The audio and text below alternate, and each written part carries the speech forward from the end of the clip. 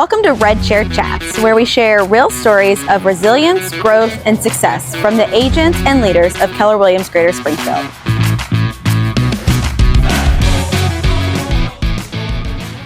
Welcome back to Red Chair Chat. I have the opportunity to interview one of my closest and dear friends, Jenifer Grove. Jenifer, thanks for being with us today. You're welcome. I'm excited to get to visit with you and share. And good thing we have a time limit or else we'll get cut off. For sure. And be here the whole day. So let's get started. Tell me about your journey into real estate. You got licensed in 2008. What made you want to get your real estate license? So my family opened their brokerage in 1964 in Seymour, and that was my grandparents, Madge and Eli. And one of my favorite stories is when they first started, they were helping the Amish get relocated to Seymour. And so they bought a little bus. And on Saturdays, everyone would meet at their office and they would all load in the bus. And my grandpa would drive them in the bus. And so that's one of my favorite stories is them bringing the Amish communities here. And then it just stayed like that was they would go on a farm viewing and everyone would meet at the office. And if you were interested in buying it, you could hop on the bus and everybody go view it at once. And you should bring that back. I think so. We hear about doctor tours. This is even better. Yeah. On a school bus. Yeah. So that was, so I just kind of grew up in that office and being around that. And then I just naturally, it just was natural that I went into that business. And so I was around it and working in it, but not licensed, just doing the running and that sort of thing. But prior to getting licensed, I had other businesses and have always been self-employed. And so it just seemed like I was working really, really hard. The outcome for that was just a lot of work. And I just looked up one day and I was like, why am I not doing what I know my family has thrived in? Yeah. So thankful for all the things I did before, but very thankful that I looked up and saw what was right in front of me. Yeah. And it's just so ingrained in you and having your family like, okay, this is the easy next step or best next step, I should say. Yeah. So then licensed in 2008. Wasn't maybe the best market at that point. Did you feel any of those challenges when you first got licensed? So I got my license and my mom was already working for REO companies, for third-party foreclosure companies. And so I knew a lot about that. I knew the work end of that. I didn't necessarily know the contractual side of all of that because she was doing that. So I got my license. The first week I got my license, I started just like applying to Fannie Mae, Freddie Mac, HUD, all of the people.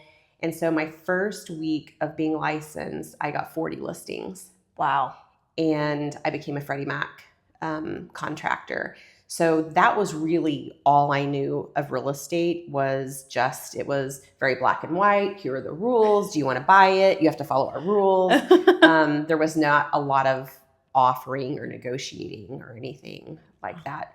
So I did that. I've continued to do that. But through 08 to 12, that was 100% of what I did. It's funny because when in real estate, we always tell agents like focus on listings. Like that gives you more leverage, the opportunity for market share.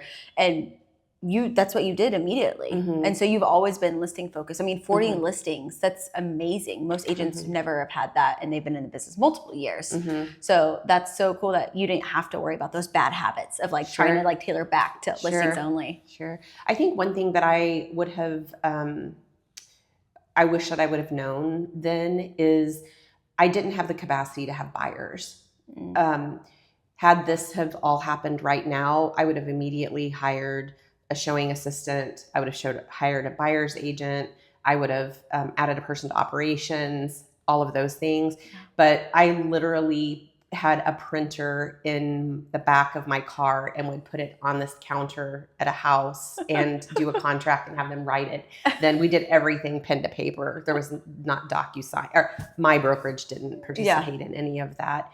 And so that actually is how I got to Keller Williams, was because I had so many buyers. So there were times that I had almost 100 listings. So if you have 100 signs out, that means you have how many people? 500 people calling you. Yeah. And what do you do with those people? And so I was just it's a 3-bedroom, 2-bath. And they would say, oh, I was really needing a 4-bedroom, 3-bath. And I was like, okay, thanks for the call. Hang up. I had started doing transactions with an agent here at Keller Williams, and I ended up adopting and doing some different things. And I just was really feeling like I needed to expand. And the only way I knew to expand was to refer. So I just started referring all of my buyers' calls to an agent here at Keller Williams. And so that's how I built my relationship with Keller Williams. Wow. Yeah. And so then you joined Keller Williams in 2018. What made you finally take that next jump to KW? I wanted to do more. Like, I just knew there was more for me. Like, it was a internal thing of like, I'm playing small and like, there's more to do. Hardest thing ever though, because my grandmother who started our brokerage was still licensed and still active. And I had to figure out a way to tell her that I was doing that. Oh my goodness. And the very first listing that I had on my own with Keller Williams, it was like right before Thanksgiving, and it was in the town where our office was. No. And I just remember saying, I cannot put a Keller Williams sign up in my little bitty town where my grandparents have been the primary source for real estate for all of these years. Can we just wait till after Thanksgiving? Because I do not want to talk about this. It's going to be an awkward dinner conversation. Yes. And so that's how I got here. Wow. So then I remember you came here, you were by yourself at that point. You were still kind of figuring out the different systems and processes. And at one point we talked about hiring an admin and you hired Maddie, who is your daughter. And I remember looking back at your multi-year trends of your reporting the next year and looking, and you're like, look how much more I've been able to increase because I have leverage. I know what this means now. Yeah. And one of the coolest things about you in our conversations is that your goal is to create an ecosystem in your world so all of your family can be in that. Tell me more about that. I think it just worked good you're going to make me cry. Oh, yay. I love this. Are you sure you love it if I'm crying? I love it. I love it. It makes me, it's real. It's genuine. Yeah. It was just important for me to include everyone. You're going to make me cry. So as you know, we've adopted over the years and have a lot of people. And I just see so many people who are just like, they have all of this in them. Like, they have the hustle, they have the hard work, they have the drive, the determination. They have all these things. And there's so many people who don't know what to do with it, or they haven't had someone believe in them. And so it kind of started with that.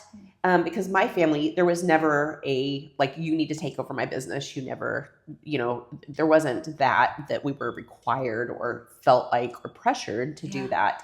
But I also never had anyone say, oh my gosh, you are really talented at this. You should go do it. Go do it. Yeah. And so with the kids that we've raised and had in our family, I just wanted to be that cheerleader for everybody. And so then I was just like, when you look at what we do for our kids, like, why would we not help our children have a place to live when why would you not help them buy a home? Yeah. There's nothing in my belief system that makes me think that I have to be like, you have to work and you're going to have to earn a home to live in. You're going to have to, all of those things. Yeah.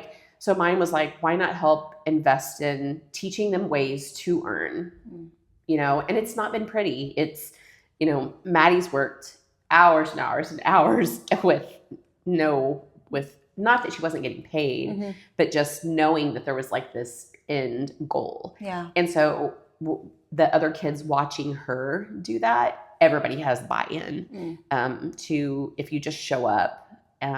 But people have to have that cheerleader, and they have to have that person who believes in them and knows that if something doesn't work out or a season changes or you don't like what you're doing, change it. That's okay. Yeah. Like, there's not failures. There's I call them needs assessment. Like, I'm just doing this to see if there's a need. And if there's not a need, cool. Yeah. We'll just pivot. So you have one of the biggest hearts and cares for so many other people. And I think that's one of the biggest things I admire about you. And we've really grown close in the last year and a half, and I've felt you being such a cheerleader for me. And so everything that you're describing for your family, I'm like, I feel it too. And I'm not even blood at that point or have a saying you're my mom or anything. But that's really cool. And I think you bring such a really great perspective of like, you have the opportunity to go out and create these things. And I've called you a hunter before. Like if there's a business opportunity out there, or like you said yesterday, if there's a vacant house, I'm going to go look at it to see if there's an opportunity, if I can help and be a part of that. And that just shows your resourcefulness to be able to create this huge world, not just for you, but for your family and generations to come. That's so cool. Oh, thank you. So in the time that we've known each other, you've been involved in other businesses. And like, again, you're a hunter, you're going out and finding it. What are some of the most memorable highlights since you've come to Keller Williams that you've been a part of? Sure. I think one of the biggest, a turning point for me was I had an intern, or you had an intern, and that intern came and worked in my office with me. And we were planning, it was my first time of like sitting down and having like an intentional team planning for the next year. And he said, he was like, can I ask you a question? He's like, I don't want to offend you, but can I ask you this question? And I was like, of course, like in front of everybody. And he said, I saw you make millions and millions of dollars for other people. I saw you creating wealth for all these people. I've always wondered why you didn't do that for yourself. And I knew the script. I had it. Like I grew up, everything's an arm's length transaction. You never become between a buyer and seller. This is not about commission. It's bringing a buyer and seller together. I had all of those things so instilled in me, and I felt like there was no other way. And that was the definition of integrity. Wow. And if I went outside that, and so I had that script and I felt comfortable and I believed in it, wholeheartedly believed in it, and felt good about saying it. Then I got in my car and I cried the whole way home. Wow. Because I was like, what if I had neglected my family from receiving because I didn't look for anything? And I mean, I had to dig really, really deep into that because I have a lot of stories around what I deserved, you know? And I mean, it's just coming to me now, but maybe that's why I went to pour into so many other people, was because I knew there was this gap in what I felt like I deserved. Yeah. So that was a turning point for me. And I was like, you know what? I'm going to take a look at things through the lens of what does this mean for me and my family if I take the opportunity. Yeah. And I think the second thing was I had an opportunity. I saw an opportunity and I hadn't found the right person to give this opportunity to. And I went to Travis Lathrop and I said, I've never done business with my clients. That just doesn't feel right. It doesn't, you know, I've told them, I mean, the reality is we tell them how much the property is worth. Yeah. And then we want to buy it to make money. Like that's not okay. Right. Yeah. And I'd heard a lot of stories about that and I didn't want to be in that box of people. And Travis said, well, how does this affect your seller's life if you do this? And I was like, well, her house is tied to her business and she's in foreclosure. So if she loses her business, she loses her home. How, you know, this is just her everyday's not knowing what's going to happen. It's horrible. So this would be a huge relief for me to find a buyer to bring. And he's like, why wouldn't you bring yourself to that? And I was like, you know, said the story. Yep. And he said, and what does this do for you? And so I was like, well, this was life-changing for me to take this opportunity. And he's like, so what you're telling me is this is a win for her and this is a win for you. So we all know what a win-win is, right? Yep. And so I went to her and I was just very transparent. And I said, I've been helping you manage this. I've been trying to help you to save this situation for you. And I just feel on my heart that I need to just ask you the question, but how would you feel about, I'm going to cry again. How would you feel about me buying this? And she cried and she said, sweetheart, I've been praying that you would come to me. And she said, I see you and me and I know how much I loved it and I've seen everything that you've done and I would love nothing more for you to buy this. Wow. And so that was really the change. Yeah. And that gave me the chills. Yeah. That gave me the chills. Oh, What a powerful story. And it's cool to see that Kyle could ask a question to you like that. And, you know, some people like may get offended when someone asks that, but you internalized it and you thought, why not me? Yeah. I've had this script, this programming in my life that I've always said, this is how it needs to go and this is where it is. But then you're thinking like, what am I missing out on? And that's taken a lot of work, I'm assuming. And there's so many people that I know. I would be willing to wager that this building is full of people who have a vision, have an idea, have the grit, the tenacity, have all of the things, but just haven't stepped in to something. Just something. If you could give them a piece of advice in order to do that, what would you do? What would you tell them? I would say that there really isn't any failures. There isn't any mistakes. I think that there's a whole group. This building is also full of people who would be willing to help you and help you to whatever degree you're willing to put the work in to. So it makes me sad to think that we have a building, that we potentially have a building full of people who have great ideas and great wealth building talents and all of those things that haven't reached out to someone to ask them. And then on the other side, that we have people who are so well-versed in with experience in it or knowledge in it that people aren't utilizing. Because I've never once heard somebody say, that's my trade secret, and I'm not teaching you how to do that. I've never heard that here. Yeah. And I think about a sermon I was heard of, and they were talking about vulnerability. And if you want to have a true community around people, you have to be vulnerable first. So it takes someone saying like, hey, I have this great idea, who can help? And I truly believe that there are so many connectors in this building. And it could be maybe not them, but they know somebody else that would be a great fit for that. And I would agree. I've never had anybody that says, this is my secret sauce. Don't come in here or else you're going to know everything. Yeah. In real estate, it's always like, how many people did you talk to? Did you actually have intentional conversations around it? So tell me about one of your coolest experiences is whenever you went to the SEAL program. Yeah. I want to hear more about that. Yep.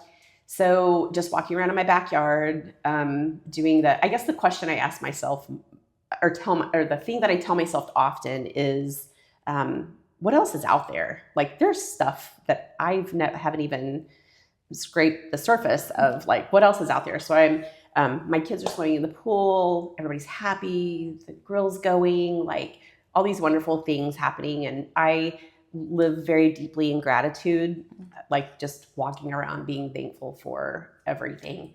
And I was scrolling and this big Samoan guy is on there and he's like, you want to make more money, you want to have a better relationship, you want to, all of these things. And I was like, well, that's kind of cool. So I clicked on it. And so now that I'm here and understanding technology a little bit more, I understand what happens when you click on things. And so it's like 5 minutes goes by and my phone rings and I was like, oh, weird. And I'm like, this is Jenifer, my normal. And he's like, hey, this is Coach Sean from Immersion. And what brought you to clicking the button on the, and I was like, how'd you know I clicked the button? yeah. And I was like, where are they at? They're watching. And he told me about this program that they only accept the certain people that apply each year. They only do it once or twice a year. And it was like whole, now that I know, at the time I didn't understand, but now it was just like whole life coaching. So what they did was they had you fill out application and then it was like a couple of months went by to tell you if you got accepted. And he, let's see, I was trying to think, he asked me all these questions and I just told him everything, like casually, everything that I was doing. And he, like I said, it was like a couple of months went by and he called and he's like, hey, we've accepted you to the program. It's going to be this dollar amount that's really, I hadn't even paid that much for a vehicle at this point in my life. And he was like, so can I take a credit card payment from you? And I'm like, I don't have credit cards. And he's like, well, do you have a debit card? And I was like, yeah, but I have to call the bank. Like I have all these things. And he was like, cool, I'll call you back in 10 minutes, call the bank. And I didn't even think twice about it. And he called me back and I just gave him my card information. And it was, I think, the first time that I ever did something that I was like really outside of my comfort with paying something financially like that. Scares and you not a little thinking bit. about it. Yeah. But I was very excited afterwards. So fast forward, you had to do all this work prior to going there, and they don't really tell you where you're going or give you instructions, but you do all this work. And so it was set up to be in a place where you get to know your pod or group of sisters. They set you up in this group.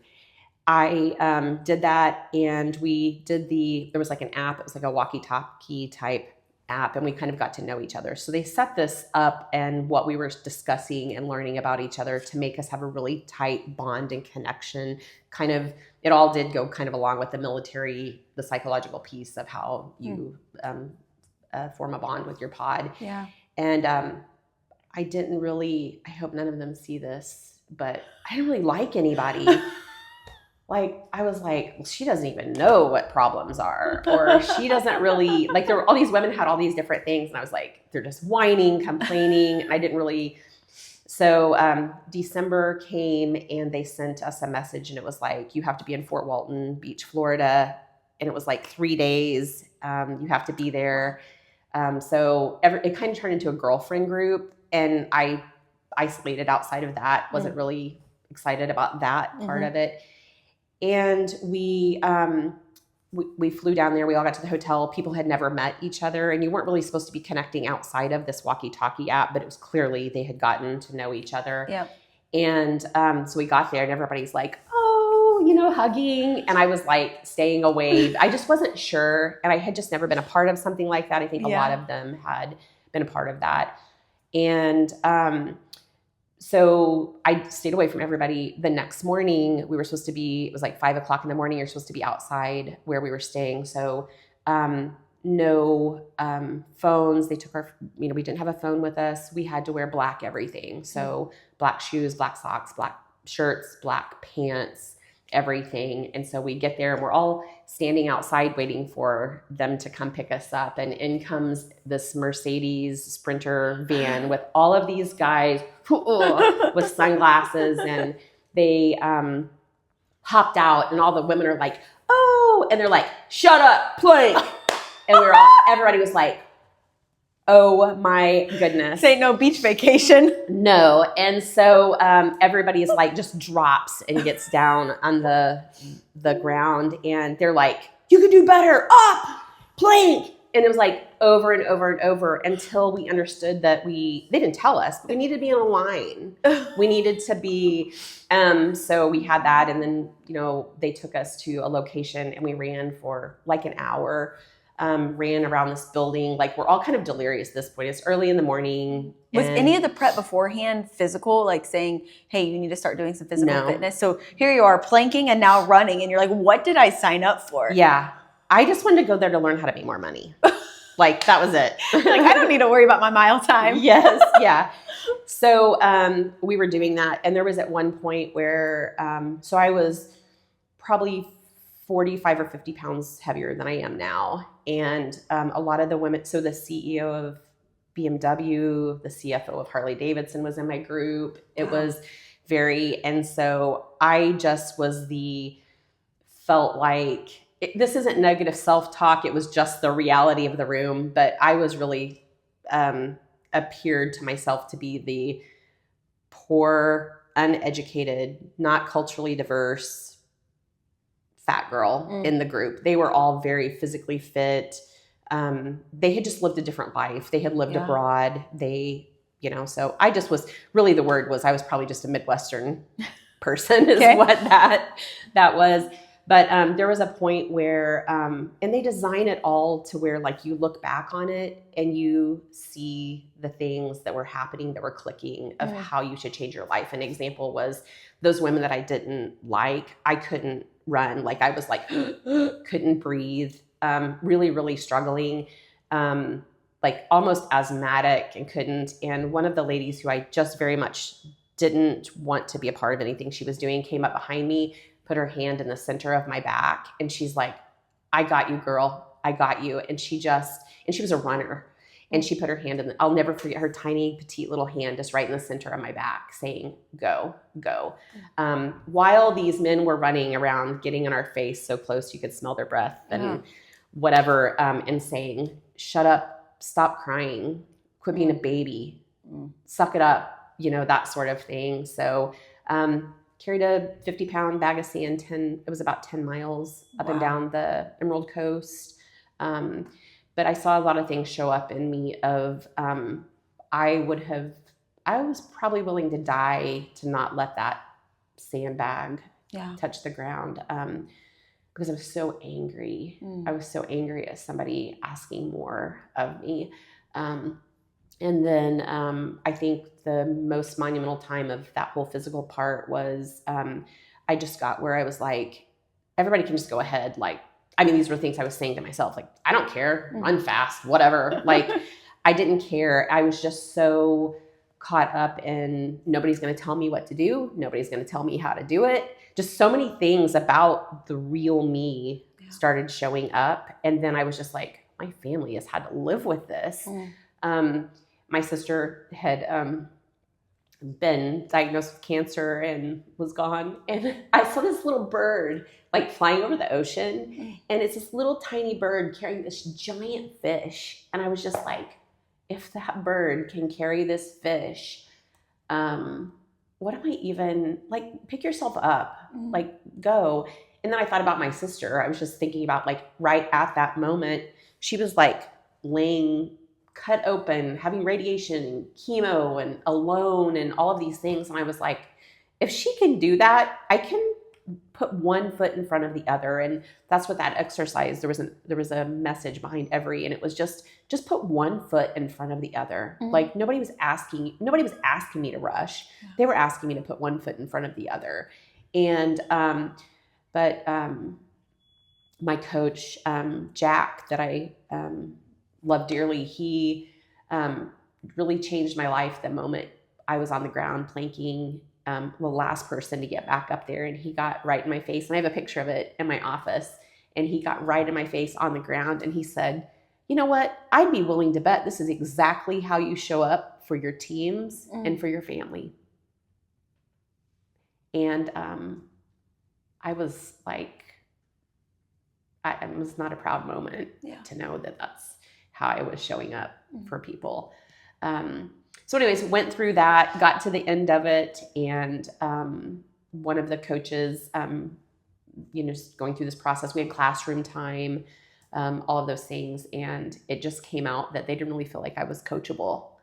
And I was like, cool. Like we're all not meant to be around each other and a part of each other's life. So I'm fine with that. And I didn't really even take it back that I wasn't coachable. Like, I don't think that like hurt me, so to speak. It was like, I was really mad at those guys. I was really mad at them I paid a lot of money to be treated pretty poorly. Yeah. And get yelled at, called names. You're like, I didn't sign up for this. Yeah, for sure. I signed up to make more money. Yes.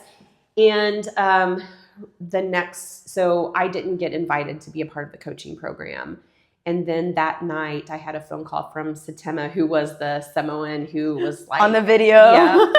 And he asked me if I had flown there, if I was driving, and I was driving. And he asked me if I could meet back that next morning at his office.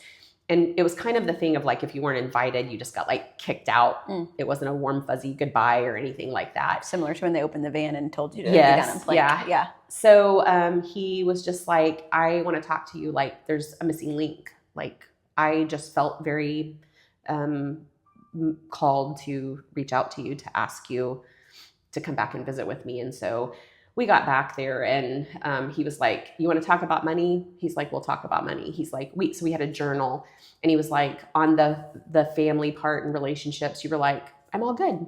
on spirituality. I'm like, I'm a Christian. I love God. I'm all good.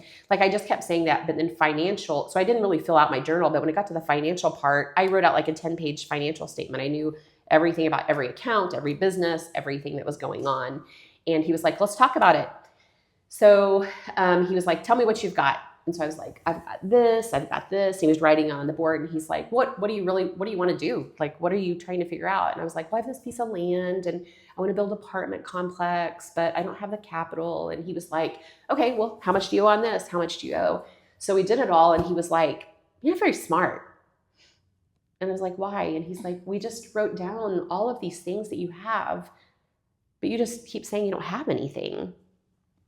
And I just really got confused about it. And he was like, so he played, he coached under Belichick. He played for the Patriots. He just phenomenal with his words. And he rolled his rolling chair very close. I have so many memories like that. I can still feel that moment. He was like, it sounds like you've just decided you're broke. He's like, you just made that decision. Like you've put all this out and you still are saying that. And I was embarrassed. And so he shared with the other coaches that my problem was that I was just broke. I'm broke. And I remember one of them saying, so you're talking about broke as in you can't move forward in real estate. You can't move forward with investing because you don't have enough money to go to McDonald's and buy a cheeseburger. He's like, is that what broke means to you? Like, what does broke mean to you? Yeah. And I didn't even know. And he was like, well, what does being wealthy mean to you? And I was like, I don't even know. Can't even define that. I couldn't even define that. And so while I was there was a lot of millionaire talk. Just what is a million, or like everybody was talking about what they had and all these things. And so I was in a millionaire group. I was definitely in that group. They were people who either had that through a W-2 job or their husband or an inheritance, or not that they were all very hard workers, very intelligent people. I just was confused I was like, I don't even know what I'm saying about myself. It wasn't negative, but it wasn't, I was stuck. So that's, that's kind of where I was at. And, so on the way home, I was still so angry at those men for doing what now I see as love. They were pouring into me. I was like, I'm going to call every single opportunity that I've passed up. So on the way home, I was just calling and I was like, hey, this is Jenifer. I just want to be transparent. I wasn't sure how to get this deal done, but I want to be in it. Like, I want to buy this, or I want to be a partner, or I want to. And people were like, great. We would love for that to happen. So I went under contract on 4 investment, pretty significant businesses with real estate on the way home from there. And on the way home, I was like, I'm just Googling it. And so I was just like, what is the definition of a millionaire? Like, what is that? And so I Googled it and just read about what is the definition of a millionaire. And then immediately that wall that he was writing all that stuff in there, I was like, I couldn't believe it, And so then I was just like, what's a multi-millionaire? So I was like creating all of this change on the way back. And so as mean and ugly and closed-minded as I was there, I came home and it just like all started making sense that it's all right here. And that's where I go back to, like, in this building, we know that we have a building full of people that have it right here. Yeah. And so it's just like that one little unlock, and once you unlock that and see it, it just makes everything so much easier. And then that's where we learn, like, there's not failures. They're like, it's a failure if you don't even know that because that's where your talent is. That's so powerful. So everybody has that inner potential within them, and it takes themselves first to realize it. But it also takes potentially the environment of where you went and you said, okay, I got a Facebook ad and sure, let's go try and go down to Florida. And then your whole world is rocked. Yes. And then you come back and you're like, it completely changed my life. So much so that one of your daughters even went and did the same experience. Yeah. Yeah. How cool is that? Yeah. It was, seeing her do that was, she even, a clip of hers, she was climbing up a hill and the lady in front of her couldn't get climbed up the hill, and she was like vomiting all over the place, and women were coming back off the hill to drag the person up the hill. But I think one of the most powerful things was when that 50-pound bag of sand, they had Mallory write all of her negative self-talk on the bag of sand. And Satima took a picture over the top of her carrying that bag of sand. And I saw that and I was like, how could somebody in my world ever say those things about themselves? Yeah. I just couldn't believe that I had allowed that.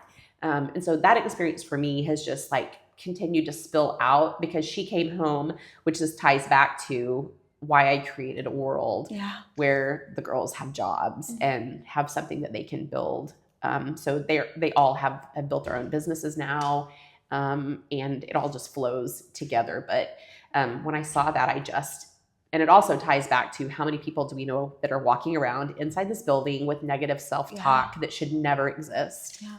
Real estate can be a lonely world. You know, it's seen on social media, this flashy business of like unearned, like untapped income potential and be your own boss. And then you see these influencers with like these Rolexes and Lamborghinis and all this stuff flashing. And it's like, that's not really the heart and soul of real estate agents. And at the end of the day, you still have to lead yourself a lot of the time. And so if you can't find that community of people that you can go to in this building or wherever you're at, it is that lonely and you feel like you're on an island. You're like, how can I see what else is out there if I can't even see what's past me because I'm feeling like by myself? And I think that's so cool of like, even if you didn't feel like you were feeling on an island, you thank goodness for a Facebook targeted ad and you were like, okay, let's try it. And you stepped out of your comfort zone and it's changed your whole life and the perspective. And again, your family's life too of how you've done that. Yeah. Oh man. This was so good. And of course I knew we were going to run over. So Katya is giving me the, hey, we're done. So we'll have to do this again because I want to talk on a different time about your team structure because I think it's super important. But I do have a final question and it's a fun one. Okay. And it's so no tears. So up your no tears. Okay, more laughs. If you were arrested with no explanation, what would your friends assume you did? Ooh. They would assume that I was on a street in Springfield and their kids were outside playing and I asked if I could play with their kids. And I borrowed their hoverboard. Yes. And or I sat on a skateboard and had their kids pull me on a hoverboard and they thought I was going to kidnap their children. Oh, it makes me cry laughing because it's actually true. Didn't get arrested for it, but there goes Jenifer on this hoverboard down the street. One of my favorite memories. I wish I was there in person, but it was so funny to hear about that. Well, thank you for sharing and being so vulnerable and open. I think this was such a expected but unexpected conversation. Yeah. And I also knew our time would go way over. So before we end, I got a cheers. And be careful. If you want me to open it so you don't have to get it on your dress, I can open it for you. Oh gosh. Yep. So cheers. Thank you. And that's another Red Chair Chat. Stay tuned for the next one.